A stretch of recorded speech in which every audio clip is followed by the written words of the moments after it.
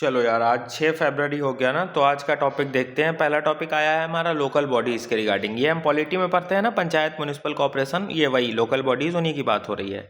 तो 16th finance commission ने कुछ रिकमेंडेशन दिया है रिगार्डिंग लोकल बॉडीज़, रिकमेंड किया है। और ये रिकमेंडेशंस फाइनेंस कमीशन के इंपॉर्टेंट होते हैं मेंस में। जब भी हम आंसर राइटिंग करेंगे ना लोकल बॉडीज़ का, जो कि प्रोबेबल रहता है कि 2 साल में एक बार आएगा ही आएगा ये लोकल बॉडीज़ से क्वेश्चन, तो ये 16th फाइनेंस कमीशन की रिकमेंडेशन जो कि लेटेस्ट है वो बिल्कुल हम चिपका सकते हैं, इंट्रोडक्शन बना सकते हैं। इसके बहुत सारे रिकमेंडेशंस तुमको भी हम आगे बताएंगे।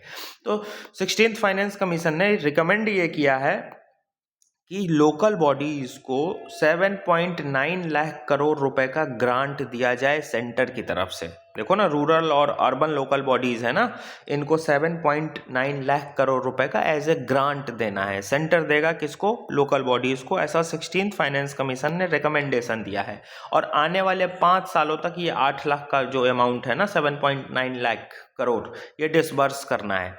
2026 से लेकर 2031 तक के बीच में इनको इतना पैसा देना है, सेंटर एज ए ग्रांट दे। अब ये बाइंडिंग नहीं है, फाइनेंस कमीशन ने बस रिकमेंड किया है कि देना चाहिए, ठीक। अब ये अमाउंट याद रख लेना। अरे 7.9 लाख करोड़ एग्जैक्ट ना याद रहे, अप्रॉक्स 8 तो याद रहेगा ना, कि 16 फाइनेंस कमीशन ने रिकमेंड किया है कि सेंटर जो है वो अप्रॉक्स 8 लाख करोड़ रुपए का ग्रांट लोकल बॉडीज को दे, ताकि वो डेवलपमेंट कर सके। और ये ग्रांट आने वाले 5 सालों में देना है, 2026 से लेकर 2031 तक। ऐसा फाइनेंस कमीशन ने रिकमेंडेशन दिया है, रिकमेंडेशन बाइंडिंग नहीं है, ठीक। ये इंट्रोडक्शन हम बना सकते हैं। अब ये देखो कि लोकल बॉडीज जो हैं उनको फाइनेंसेस में दिक्कत कहाँ आती है, मतलब ऐसी क्या क्या दिक्कत होती है जिस कारण से उनका फाइनेंसेस इतना लो रहता है, उनको पैसे नहीं मिलते हैं, या फिर उनकी अपनी फाइनेंशियल इंडिपेंडेंस क्यों नहीं है। तो सबसे पहला तो रीज़न ये है कि वो अपने 90% खर्चे के लिए या तो यूनियन गवर्नमेंट पे डिपेंडेंट है या स्टेट गवर्नमेंट पे डिपेंडेंट है। तो उनकी अपनी फाइनेंशियल पावर बहुत लिमिटेड है। वो सारा डिपेंडेंट किस पे है? यूनियन गवर्नमेंट पे है या तो स्टेट गवर्नमेंट पे है। इसलिए फाइनेंस कमीशन कहा भी है कि भैया 8 लाख करोड़ रुपए का 5 साल में तुम ग्रांट दो, क्योंकि 90% रेवेन्यू तो बेचारों का तुम स्टेट्स और सेंटर से ही आ रहा है, ठीक है। तो सबसे बड़ा चैलेंज तो एक ये है कि वो ओवर डिपेंडेंट हैं यूनियन गवर्नमेंट और ये स्टेट गवर्नमेंट पे अपने फिनेंशियल नीड्स के लिए। अपनी इनकी कोई ऑटोनॉमी ज़्यादा है नहीं। दूसरा इनका जो अपना टैक्स कलेक्शन है, लोकल गवर्नमेंट का अपना टैक्स कलेक्शन होता है ना, जिसमें वो लोकल प्रॉपर्टीज़ पे टैक्स कलेक्ट करती हैं। तो हमारा जो लोकल एरिया है, गांव वाला शहर वाला जो एरिया है ना, इसमें लोकल प्रॉपर्टी सही से डिमार्केट ही नहीं है। तुम देखो ना, तुम्हारे मोहल्ले में भी बहुत सारे ऐसे रोड्स होंगे और इसके साइड साइड से दुकान होगा, रेसिडेंशियल घर होगा, और ये दुकान वाले यहाँ तक कब्जा किए होंगे, जिसको अतिक्रमण कहते हो। तो सही से लैंड रिकॉर्ड है ही नहीं कि कितनी ज़मीन सरकार की है, कितनी लोग की है। दो लोगों के बीच सही से ज़मीन का डिमार्केशन नहीं है। रूरल इकोनॉमी में ये है दिक्कत। इवन अभी हाईटेक सिटीज़ में भी ये दिक्कत है, ठीक है। तो जिस कारण से उनका जो अपना प्रॉपर्टी टैक्स कलेक्शन है वो बहुत कम होता है, क्योंकि सही से रिकॉर्ड्स ही नहीं है हमारे पास। तो वो टैक्स कहाँ से कलेक्ट करेंगे? इनएक्यूरेट रिकॉर्ड्स हैं हमारे पास। तीसरा, उनके पास उतना डाटा कलेक्शन नहीं है, वो उतना ज़्यादा रिसर्च नहीं कर पाते हैं, तो उनके डाटा में कमी हो जाती है, जिस कारण से वो सही से अपने फाइनेंसिस मैकेनिज्म को रन नहीं कर पाते हैं। उनके अकाउंटिंग का इशूज़ भी हैं, उनके पास सही से काम करने वाले फंक्शनरीज नहीं है, लोग नहीं है जहाँ पे उनकी अकाउंटिंग सही से की जा सके। तो उसमें भी गैप देखने को मिलता है। गांव का लोग जाकर या फिर गांव का मुखिया जाकर डेब्ट और कैपिटल मार्केट में इन्वेस्टमेंट कर कर पैसा ले आए, ऐसा तुम एक्सपेक्ट कर सकते हो क्या? नहीं कर सकते हो ना। तो ये जो डेब्ट और कैपिटल मार्केट वाली जो फैसिलिटी है वो भी लोकल गवर्नमेंट के लिए बहुत लिमिटेड वे में अभी अवेलेबल है। तो ये सब चैलेंजेस हैं, ठीक। अब ओवरऑल 16th फाइनेंस कमीशन ने रिकमेंडेशन क्या क्या दिया है, ये ध्यान रखना बहुत इंपॉर्टेंट है मेंस के लिए, 2026 वाले खास करके।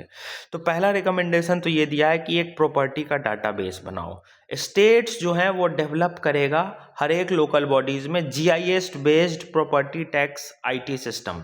मतलब देखो, यहाँ तुमको हम बताएं ना कि लैंड रिकॉर्ड इनएक्यूरेट है, सही से वो लोग अपना टैक्स नहीं कलेक्ट कर पाते हैं। इसलिए पहला रिकमेंडेशन तो फाइनेंस कमीशन ने यही दिया कि प्रॉपर्टी का डाटाबेस बनाओ। स्टेट्स को बोला कि तुम जीआईएस टेक्नोलॉजी है जिसमें लैंड मैपिंग हम करते हैं, जीआईएस बेस्ड प्रॉपर्टी टैक्स का एक आईटी सिस्टम डेवलप करो, जिससे कि लोकल बॉडीज जो हैं उनको जो टैक्स कलेक्ट करने में दिक्कत हो रही है due to inaccurate records of property, ये दिक्कत दूर हो सके। तो ये इंफ्रास्ट्रक्चर स्टेट तैयार करके देगा हर एक लोकल बॉडीज को। पहला रिकमेंडेशन तो फाइनेंस कमीशन ने ये दिया कि एक प्रॉपर्टी का डाटाबेस बनाओ, स्टेट्स बना कर देगा किसको, लोकल बॉडीज को। GIS based property tax IT system develop करो, जिससे कि जो लोकल बॉडीज़ के पास पूरा रिकॉर्ड हो कि कितनी ज़मीन है, क्या मेजरमेंट है, उस हिसाब से वो अपना टैक्स कलेक्शन इन्हेंस कर सके। ठीक, तो प्रॉपर्टी का डाटाबेस बनाना है, पहला रिकमेंडेशन तो ये। दूसरा, रूरल अर्बन स्प्लिट। देखो, लोकल गवर्नमेंट दो जगह होते हैं, एक गांव की जगह पे, एक रूरल लेवल पे, एक अर्बन लेवल पे। यहाँ पे पंचायत होता है, यहाँ पे म्यूनिसिपैलिटी होता है, ये दो जगह होता है, ये तो हम जानते हैं local government.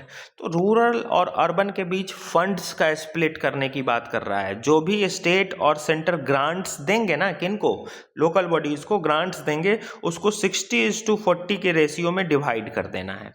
Grants to be divided in 60:40 ratio. मान लो सेंटर 100%, मान लो सेंटर 100 रुपए ग्रांट दे रहा है लोकल बॉडीज के लिए, तो लोकल बॉडीज में रूरल लोकल बॉडीज और अर्बन लोकल बॉडीज दोनों आ गए। तो रूरल अर्बन स्प्लिट का कॉन्सेप्ट ये कहता है कि 60 रुपए रूरल इकोनॉमी को दो, 40 रुपए अर्बन इकोनॉमी को दो। यही फाइनेंस कमीशन का दूसरा रिकमेंडेशन है कि जो भी ग्रांट्स आए उसको डिवाइड करो 60:40 के रेशियो में, 60 रूरल को दो, 40 अर्बन को दो। तीसरा देखो, अर्बनाइजिंग प्रीमियम। ये क्या है? देखो, कल तुमको हम इन्वायरमेंट का ट्रांजिशन जोन पढ़ाए थे, आज शहरों का देखो। जैसे कि मान लो ये हाईटेक सिटी है और ये गांव है, तो इन दोनों के बीच 50 किलोमीटर की दूरी है।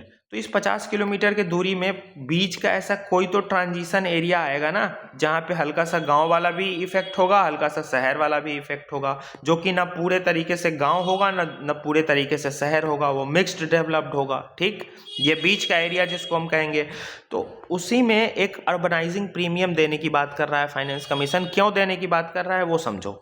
अगर जो पेरी अर्बन विलेज हैं वो मर्ज होकर अर्बन लोकल बॉडीज, जो बड़े अर्बन लोकल बॉडीज हैं उसके साथ ज्वाइन हो जाए, तो उनको अर्बनाइजिंग प्रीमियम मिलेगा 10 करोड़ रुपए का। देखो, बात समझो क्या है। यहाँ पे एक गांव है, ठीक, और यहाँ पे एक डेवलप्ड सिटी है, इन दोनों के बीच का एरिया। तो ये जो पेरी अर्बन विलेज है ना, ये यही बीच का एरिया है, जहाँ पे कुछ शहर वाला भी फंक्शन है, कुछ गांव वाला भी इफेक्ट दिख रहा है। तो अगर ये जो पेरी अर्बन विलेज है, ये जो बीच का एरिया है,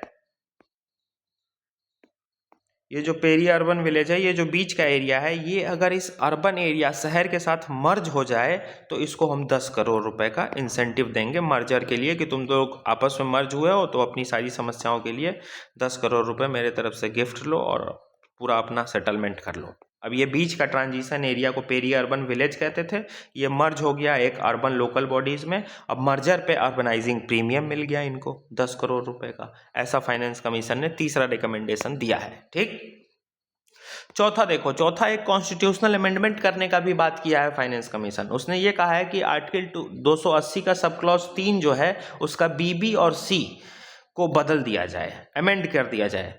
और क्यों बदला जाए? क्योंकि ये जो आर्टिकल है ये बाइंड करता है सेंट्रल फाइनेंस कमीशन को, ताकि वो to make recommendation on basis of state finance commission. देखो, आर्टिकल 280 ये कहता है ना, ये 3 BBC क्लॉज जो है, ये कहता है कि स्टेट फाइनेंस कमीशन जो रिकमेंडेशन देगी वो रिकमेंडेशन बाइंडिंग है किसके लिए?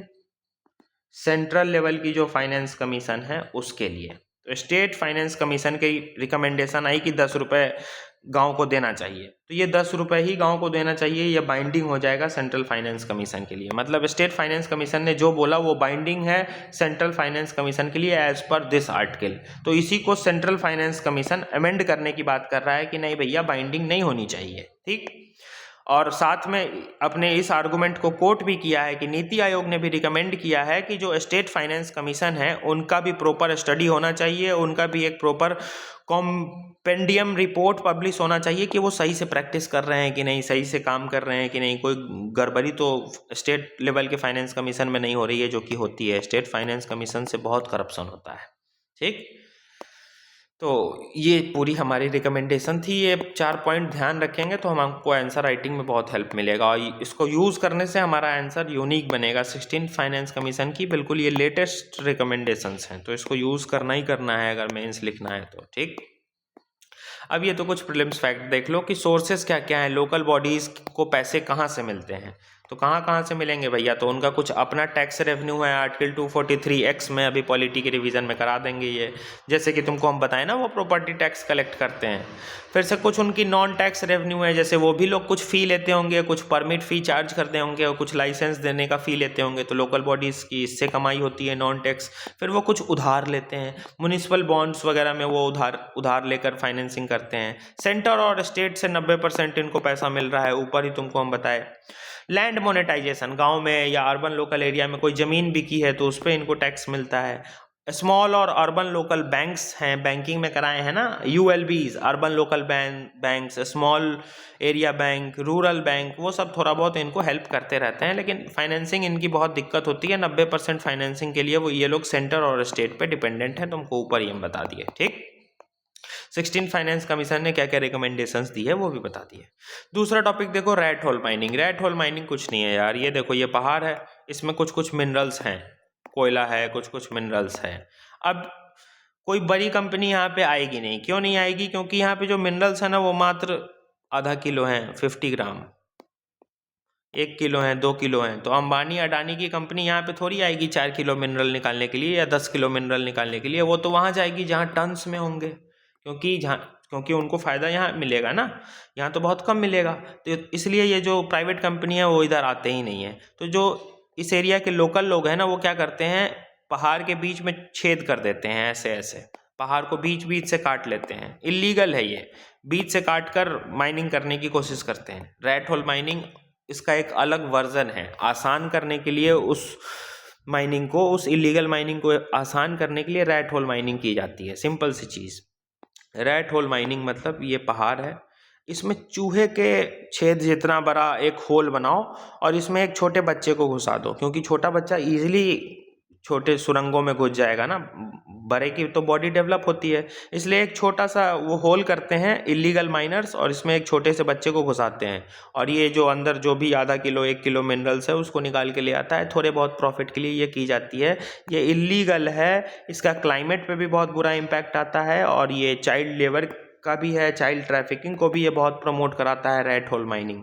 बहुत खतरनाक है। सिंपल, ये एक पहाड़ है, बीच से कहीं से भी काट कर छेद बना दो और इसमें से निकाल कर ले आओ जो जो मिनरल्स हैं। बड़ी कंपनी यहाँ आएगी नहीं, क्योंकि बड़ी कंपनी के लिए उतना प्रॉफिट यहाँ से उनको मिलेगा नहीं, क्योंकि यहाँ पे जो मिनरल्स है वो बहुत कम है। इसलिए इलीगल माइनर्स छोटे छोटे बच्चों को एक चूहे के आकार का छेद बना देते हैं पहाड़ में और वो फिर बच्चे खुदाई करते हुए अंदर जाते हैं, क्योंकि बड़ा लोग जाएगा तो बड़ा होल करना होगा, ज़्यादा मेहनत करनी होगी। बच्चे तो पतले दुबले से छोटे से होते हैं और मेनली इनमें ना 9 साल 10 साल के बच्चों को काम पे लगा दिया जाता है और 9 साल 10 साल के बच्चे बिल्कुल इतने पतले से तो होते हैं, वो घुसते चले जाते हैं सांप की तरह, लेकिन रिस्की भी है। बहुत सारी डेथ्स हुई है, क्लाइमेट के लिए बहुत रिस्क है, अभी आगे बताएंगे इसका कंसर्न्स क्या क्या है।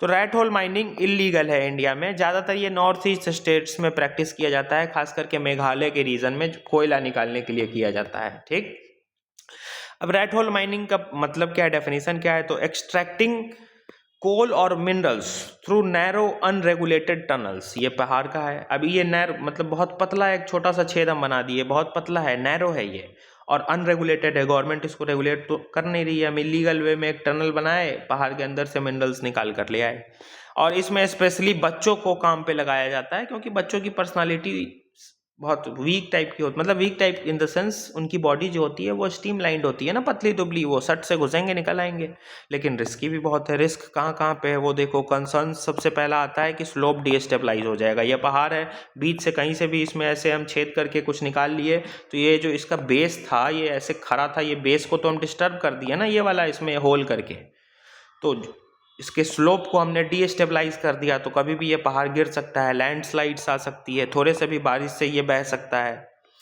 फिर से अगल बगल वाले एरिया को पॉल्यूट करेगा ये। सपोज करो यहाँ पहाड़ है, यहाँ रेड होल माइनिंग कर रहे हैं, यहाँ छोटे छोटे गांव हैं, तो ये माइनिंग तो रेगुलेटेड है नहीं, वो तो चुपचाप कोयला निकालेंगे, सारा गंदगी इन्वायरमेंट में जाएगा, इधर उधर जाएगा, तो अगल बगल के गाँव पॉल्यूट हो जाएंगे। पानी जो है अगल बगल गाँव के रिवर वाटर का जो सोर्सेस है वो पॉल्यूट हो जाएगा, तो नियर बाई एरिया जो है वो पॉल्यूट होने लगेगा, near by resources water air सब पॉल्यूट होने लगेंगे। और तीसरा कंसर्न ये है कि इस रेड होल माइनिंग में चाइल्ड लेबर ट्रैफिकिंग, बच्चों को विक्टिम बनाया जाता है। तो इन्वायरमेंटल कंसर्न दिखा, ये दोनों इन्वायरमेंटल कंसर्न है, रिसोर्स डिप्लीशन है और चाइल्ड लेबर भी है। तो 3 डायमेंशन इसके होते हैं, 3 कंसर्न। इसलिए नेशनल ग्रीन ट्रिब्यूनल ने 2014 में इसको बैन करके रखा है, रेड होल माइनिंग को। 2014 में ही नेशनल ग्रीन ट्रिब्यूनल ने रेड होल माइनिंग को बैन करके रखा है। सुप्रीम कोर्ट ने भी बोला है कि हाँ ये बैन सही है। साथ ही साथ सुप्रीम कोर्ट ने डिसीजन दिया कि ऐसा माइनिंग, इस तरीके का रेड होल जैसा माइनिंग ये बिल्कुल इलीगल है। माइंस एंड मिनरल्स एक्ट 1957 के अकॉर्डिंग रेड होल माइनिंग कहीं से वैलिड नहीं है, इलीगल है, पनिशेबल ऑफेंस है इंडिया में, ध्यान रखना। हालांकि there is no specific international law that directly address red hole mining. कोई ऐसा इंटरनेशनल लॉ हमारे पास नहीं है जो रेड होल माइनिंग को ग्लोबल लेवल पे डायरेक्टली एड्रेस कर रहा हो, ये फैक्ट ध्यान रखना। इंडिया में बैन है, ये भी ध्यान रखना, ठीक। रेड होल माइनिंग के कंसर्न्स क्या क्या हैं ये बता दिए, और रेड होल माइनिंग होता क्या है ये बता दिए, ठीक। तीसरा टॉपिक एक देखो, कार्बन कैप्चर। कार्बन कैप्चर क्या है? एक ऐसा टेक्नोलॉजी है जो कि हेल्प करेगा कार्बन डाइऑक्साइड को ट्रैप कर लेने में इंडस्ट्रीज से। जैसे कि ये स्टील की इंडस्ट्री है, ये आयरन की इंडस्ट्री है, ये लोग काम कर रहे हैं मशीन में, इनका मशीन चल रहा है, तो कार्बन इमिशन हो रहा है ना, कार्बन डाइऑक्साइड इमिशन। तो कुछ ऐसा टेक्नोलॉजी लगाओ कि ये जो कार्बन इमिशन बाहर जा रहा है इसको तुम अपने पास ही स्टोर करके रख लो, ऐसे स्टोर करके रख लो, ठीक। इसी को हम बोलते हैं कार्बन कैप्चर। तो ये एक टेक्नोलॉजी है जो कि कार्बन एमिशन को कैप्चर कर लेती है, इंडस्ट्रीज को हेल्प करती है ताकि वो कार्बन डाइऑक्साइड को कैप्चर कर सके और उसको स्टोर करे अंडरग्राउंड में, या फिर किसी ऐसे प्रोडक्ट में यूज़ कर लें, फ्यूल्स में यूज़ कर लें, केमिकल्स में यूज़ कर लें जहाँ कार्बन का इस्तेमाल हो। जैसे कि ये कंपनी है ना, तो ये यहाँ से जो भी कार्बन एमिशन हो रहा है या तो वो अंडरग्राउंड इस कार्बन को स्टोर करवा ले पाइप से थ्रू। देखो होता क्या है, कैसे, ऐसे नहीं समझ में आएगा। ये कंपनी है, ठीक, यहाँ पे मशीन चल रही है, यहाँ एक छेद है, यहाँ से कार्बन बाहर निकलता है इस मशीन का। तो कार्बन पूरा बाहर मत निकलने दो ना, एक पाइप ऐसे बनाए रखो और पाइप लंबा लाकर जमीन के अंदर तक इस हॉलो पाइप को ड्रिल करा दो, तो जितना भी कार्बन मशीन से तुम्हारे निकला ये पाइप से आएगा अंडरग्राउंड चला जाएगा। तो एक तरीका तो ये है। अब यहाँ पे अंडरग्राउंड करके कुछ स्टोरेज टैंक बना लो जहाँ तुम इसको स्टोर कर रहे हो, और फ्यूचर में अगर इसका यूज़ पड़े तो इसको निकाल लो। यूज़ बिल्कुल हो सकता है, फ्यूल में यूज़ हो सकता है, कोयला में यूज़ हो सकता है, हाइड्रोकार्बन्स में हम इस कार्बन का यूज़ कर सकते हैं।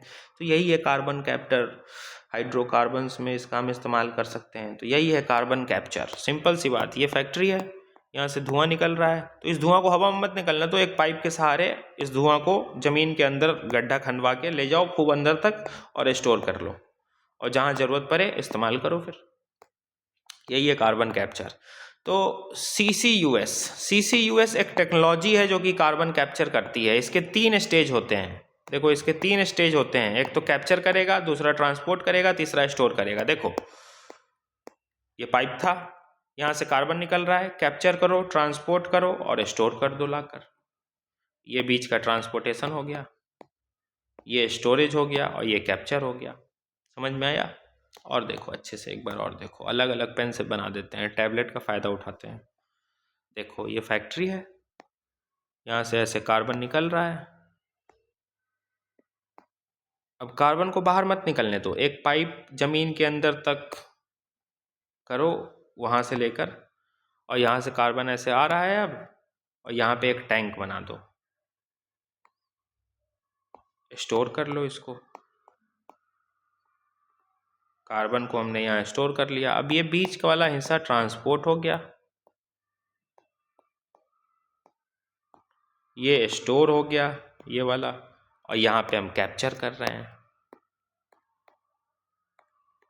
यही है CCUS, ठीक। आज का करंट अफेयर इतना ही है। अब वही है ना कि कुछ टॉपिक छोड़े हैं जो कि रिपीटेड हैं। एक हेल्थ सेक्टर पे टॉपिक आया है, बजट का एलोकेशंस, वो मल्टीपल टाइम हम किए हुए हैं। 2024 का तुम पेपर देखो, वो प्राइवेट हेल्थ पे पूछ चुका है। उस टॉपिक में कह बस इतना रहा है कि सरकार देखो हेल्थ पे खर्चे तो बढ़ा रही है, लेकिन सरकार का खर्चा इंफ्रास्ट्रक्चर क्रिएशन में नहीं हो रहा है। वो सरकारी हॉस्पिटल नहीं बनवा रही है, सरकारी लैब्स नहीं बनवा रही है, सरकारी ये डॉक्टर्स का नर्स का, प्रोफेशनल्स का अपॉइंटमेंट नहीं बढ़ा रही है। वो सिर्फ इंश्योरेंस स्कीम बांट रही है। तो इंश्योरेंस स्कीम अगर हेल्थ सेक्टर में बंट रहा है, मान लो जस्ट एन एग्जांपल, हम तुमको 5 लाख रुपया दे रहे हैं, ठीक, बोल रहे हैं जाओ तुम जाओ अपना इलाज करवा लो। तुम्हारे पास दो ऑप्शन है। अब इस 5 लाख रुपए से या तो तुम गवर्नमेंट में इलाज करवाओ या प्राइवेट में इलाज करवाओ। तुम कहोगे नहीं यार, सरकार ने 5 लाख दिया है इलाज कराने के लिए, गवर्नमेंट में चलो। गवर्नमेंट में जाकर तुम 5 लाख का इलाज तब कराओगे ना जब गवर्नमेंट के पास फैसिलिटी होगी। तुम गए गवर्नमेंट हॉस्पिटल में एक्सरे करवाने, वहाँ एक्सरे मशीनें नहीं है, तुम कहाँ से एक्सरे करा लोगे? तुमको फिर ये 5 लाख सरकार का पैसा लेकर आना तो होगा प्राइवेट के पास ही। और प्राइवेट वाले इतने करप्ट है ना कि वो 5 लाख तुम्हारा ऐसे खा जाएंगे, तुमको पता भी नहीं चलेगा। पता है क्या होता है, सरकार जो ये जनधन आरोग्य योजना में 5 लाख रुपए देती है ना, 5 लाख देती है। अब तुमको हम बताते हैं हेल्थ सेक्टर का रियलिटी। 5 लाख रुपए सरकार देती है। अब ऑप्शन दो है, या तो गवर्नमेंट हॉस्पिटल में चले जाओ इलाज कराने या प्राइवेट हॉस्पिटल में चले जाओ। गवर्नमेंट सस्ता होता है, चीप होता है, प्राइवेट में कॉस्टली होता है। अब सरकार ने मुझे 5 लाख दिया, मैं गया गवर्नमेंट में इलाज कराने, यहाँ पे टेस्ट नहीं हो रहा है, यहाँ पे डॉक्टर नहीं है, यहाँ पे लैब्स नहीं बने हैं, यहाँ पे कोई फैसिलिटी ही नहीं है। बिल्कुल सही बात है, जिला के अस्पताल में कोई फैसिलिटी नहीं है। हम थक हार के आए प्राइवेट में। मुझे नॉर्मल पेट का दर्द था, थोड़ा बहुत दवाई देता, मैं ठीक हो जाता। लेकिन प्राइवेट वाले ने को तो पता चल गया कि मैं आयुष्मान भारत 5 लाख का रखा हूँ, 5 लाख तक का मेरे पास पैसे हैं, 5 लाख तो मैं खर्च कर सकता हूँ क्योंकि मैं इलाज कराने आया हूँ इस प्रीमियम के अमाउंट से। तो प्राइवेट प्लेयर्स कहते हैं ठीक है आओ एडमिट हो जाओ। 1 हफ्ता मुझे एडमिट करेंगे, मेरा इको करेंगे, ईसीजी करेंगे, अल्ट्रासाउंड करेंगे, एक्सरे करेंगे, खून का जांच करेंगे, आँख का जांच करेंगे, कान का जांच करेंगे, सब चीज़ का वो जांच करेंगे। 1 हफ्ता करने के बाद बताएंगे आपके पेट में एक ऐसा ऐसा कुछ है, इसको निकालना होगा। निकालने के लिए आपका खर्चा आएगा 4.75 लाख के करीब का, और 20-25 हज़ार मानकर चलिए दवाइयाँ आएंगी। वो आदमी सोच रहा है अरे इतनी बड़ी बीमारी है, 5 लाख के अंदर ही हो रहा है, सरकार ही तो 5 लाख दी थी, दे दो। ये खर्चा बस समझो ना 50 हज़ार का भी नहीं था, इसको मात्र पेट में दर्द था। ऐसा बिल बना दिया कि 5 लाख इसका पूरा खर्च हो गया। अब ये 5 लाख के इसके टोकन को ऐसे रखे रहेगी प्राइवेट प्लेयर और दिखाएगी सरकार को कि देखो ये आदमी नाम का इंसान था, इसका आया है, इसका हम अपेंडिक्स का ऑपरेशन किए हैं, 5 लाख तुमने इसको देने का वादा किया था, 5 लाख का मेरे पास प्रीमियम आ गया है, इसका दो 5 लाख। अब सरकार हॉस्पिटल को 5 लाख का पेमेंट कर देती है। सरकार हाथ में किसी को 5 लाख नहीं देती है, वो तुमको एक रिसीवेबल्स दे देगी कि जाओ किसी भी अस्पताल में 5 लाख तक का इलाज करा लो। जिस भी अस्पताल में कराओगे वो बिल तुम्हारा सरकार को भेजेगा, सरकार 5 लाख उस हॉस्पिटल वाले को दे देती है। तो वही हॉस्पिटल वाले इस 5 लाख का अमाउंट पूरा यूज़ करने के लिए जो ट्रीटमेंट नहीं भी ज़रूरत है, फालतू का हॉस्पिटल में पेशेंट को होल्ड कर करके रखते हैं, क्योंकि उनको तो पता है ना कि 5 लाख का प्रीमियम लेके ही आया है, 5 लाख तो इसके पास है देने के लिए, वो लूट लेते हैं। और हम गवर्नमेंट के पास जा नहीं सकते हैं क्योंकि गवर्नमेंट के पास फैसिलिटी नहीं है, इंफ्रास्ट्रक्चर नहीं है, डॉक्टर्स नहीं है।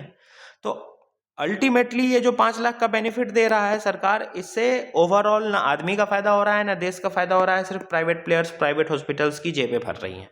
पूरा ऑल हेल्थ का क्रिटिसिज्म ये उस आर्टिकल में यही कह रहा था।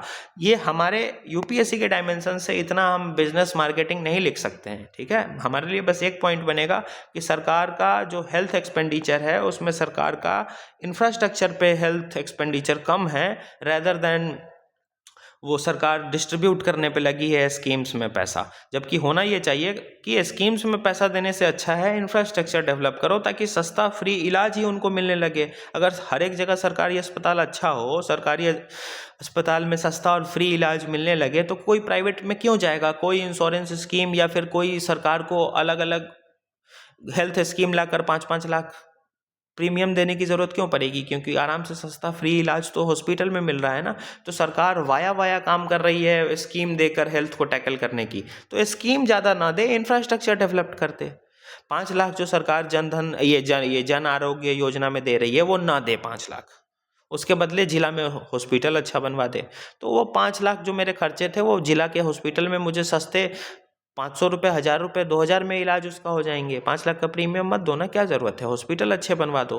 तो फोकस यही होना चाहिए कि सरकार पब्लिक कैपिटल एक्सपेंडिचर ज़्यादा करे rather than distributing health aids और हेल्थ ग्रांट्स। इस पूरे आर्टिकल का क्रक्स यही था। एक पॉइंट हम इससे बना सकते हैं, ज़्यादा पॉलिटिकल और डिप्लोमेटिक डिबेट हम कर नहीं सकते हैं, खास करके बजट के अगेंस्ट में। तो बजट का जो कंस्ट्रक्टिव क्रिटिसिज्म आएगा वो हम डाल देंगे, इसलिए वो हम हेल्थ वाला आर्टिकल छोड़ दिए हैं, क्योंकि वो इम्पोर्टेंट है नहीं। उसका इम्पोर्टेंस यही है ना कि सरकार को इंफ्रास्ट्रक्चर, हॉस्पिटल्स बनाने पे, लैब्स बनाने पे, सरकारी डॉक्टर्स को अपॉइंट करने पे ज़्यादा पैसा खर्च होना चाहिए rather than distributing money in the name of government schemes. Jan Dhan Arogya Yojana के नाम पे 5 लाख रुपए ना बांटो, बांटने की क्या जरूरत है, बांटोगे अल्टीमेटली वो 5 लाख रुपए प्राइवेट प्लेयर्स के पास ही खर्च होना है, क्योंकि सरकारी हॉस्पिटल में फैसिलिटी है नहीं।